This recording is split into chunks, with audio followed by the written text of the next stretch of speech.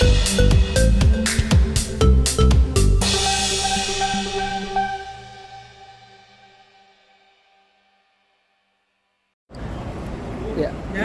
Oke. Mbak Reza boleh ceritain nggak sih maksudnya sekarang kondisinya Mbak Reza sendiri seperti apa? Oh, ya.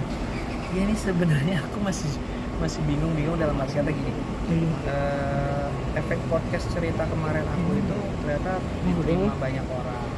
Sudah jadi orang banyak banget. Sebetulnya itu aku cerita di podcast ini hanya menceritakan apa yang aku alami selama ini yang memang belum pernah aku ceritakan di mana-mana, karena buat aku kan itu satu rahasia keluarga, bisa dibilang aib secara positif, maksudnya rahasia keluarga. Nah, waktu podcast aku cerita dari awal ya, waktu podcast mau tayang aku sempat minta untuk ditayangkan, tapi Kang Ferdi bilang bahwa ini adalah positif supaya orang juga tahu bahwa keadaan Reza sekarang seperti apa. Jujur, aku tidak menjual kesedihan. Kenapa tidak menjual kesedihan? Karena keadaan aku sekarang juga more better, walaupun belum kalau orang Jawa bilang tuh belum jejak gitu ya.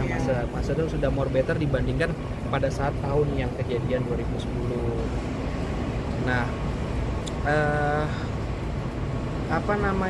buat aku cerita ini adalah untuk aku rilis, karena masih banyak ternyata di luar sana yang menganggap aku ini anak orang kaya.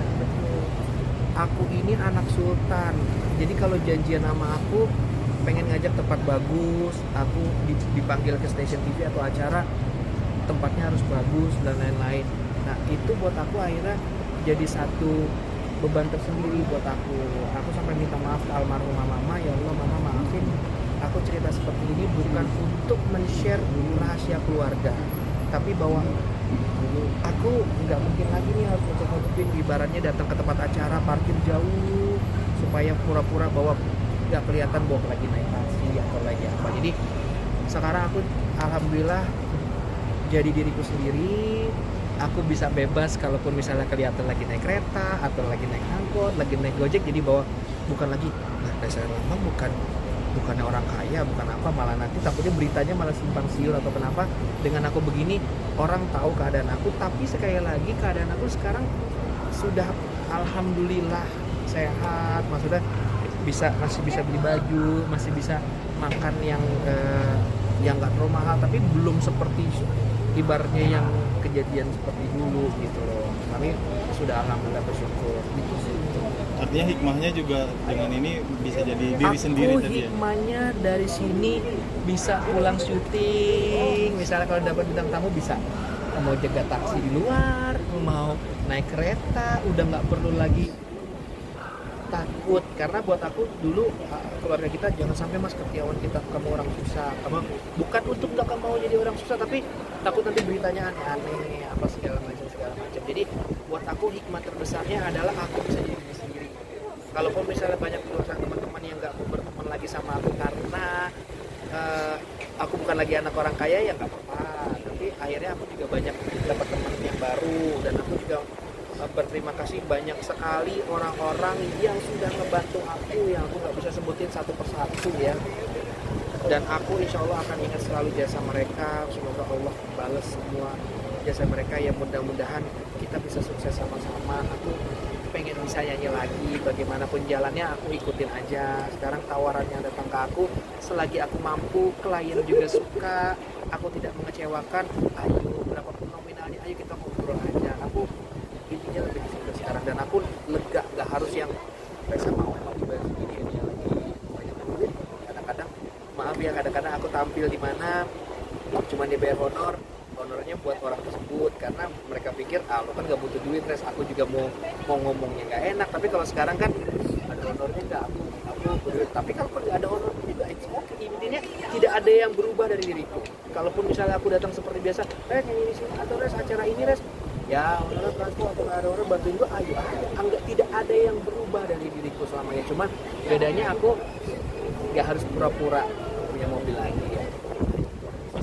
Kalau dari kalau Mas Reza kan terus tentu berbeda. Yeah. Tapi ada nggak sih maksudnya tertarik terkait tentang ibu, impactnya ada, maksudnya biasa gengsi atau gaya hidupnya kan belum sekali. Kalau dibilang gengsi sih karena itu udah kejadian hampir 12 tahun ya. Mungkin kalau pada tahun awal-awal tuh memang sulit banget buat kita, karena mungkin kalau orang bilang Reza tidur baru dilewatin tikus, saya aja tidur begini. Bukan itu poinnya, karena saya biasa dunia fantasi tiba-tiba berpindah ke sini. Kalau mungkin saya biasanya sederhana, buat saya karena segini, mungkin banyak yang lebih susah dari saya pada saat itu, tapi karena perpindahan tadi dari yang dunia fantasi tiba-tiba harus mengalami kok di sini, itu yang jadi tekanan mental kanan kiri, takut ketemu orang, terus ya maaf ya harus terbiasa bahwa kok kamar mandinya begini, jadi itu yang lama untuk dirubah. Tapi kalau sekarang, mungkin kalau kejadian pada saat itu saya di umur sekarang, saya lebih matang, mungkin saya juga mengatasinya lebih ini, karena waktu itu saya baru pas lulus SMA, pas baru masuk kuliah, jadi yang biasa anak main dan lain-lain. Mas Reza mungkin kemarin kan sempat bilang dipinjamkan uang oleh Raffi Ahmad. Saya dibantu sama Raffi. Iya, mungkin sekarang sudah bisa dibalikan, atau kemarin kan Mas Reza ya, juga di Sembako ketemu. sudah dikembalikan sama saya bertahun-tahun lalu. Alhamdulillah sekarang sudah jadi keluarga. Kalau Raffi, alhamdulillah tadi hari ini saya ketemu sama dia, ketemu lagi, kangen dia, senang, saya senang. Ya mudah-mudahan dia juga udah ikhlas. Mudah-mudahan kedepannya juga kita bisa silaturahmi terus. Nah nanti juga mau ketemu lagi sama dia ya. Aku ikutin alurnya aja, yang jelas aku senang banget juga udah ketemu, maksudnya udah ngucapin terima kasih langsung, dan Raffi juga tadi senang, ayo bro bangkit lagi bu apa segala macam, ayo gitu.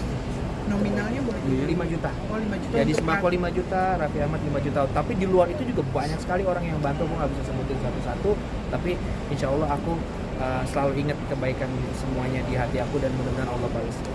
Mas Reza dengan tawaran-tawaran pekerjaan gitu, termasuk program-program acara Aku ambil sekarang. semua.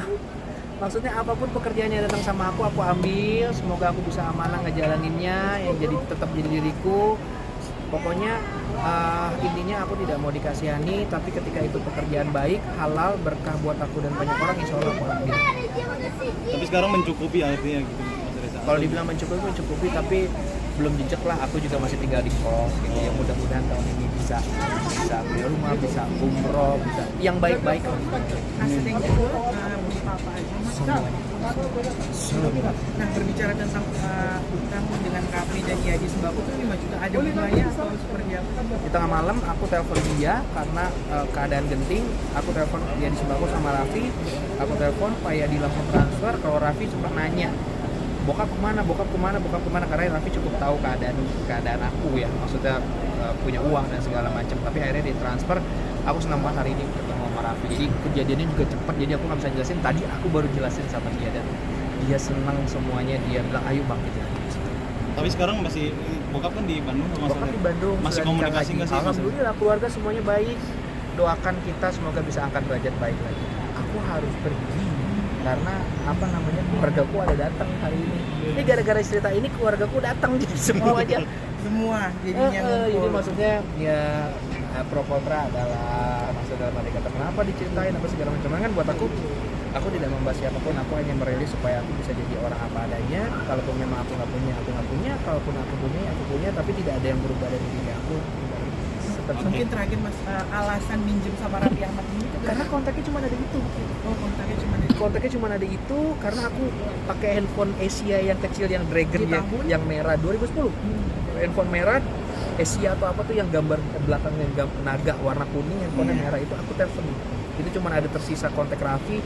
Jadi Sembako ada beberapa teman lain, tapi teman lain nggak ngasih, jadi yang menolong aku yang ngasih itu ya di Sembako sama teman lain. Oke, makasih ya. Terima kasih, Mas Reza. Sehat selalu, Mas. Sama-sama.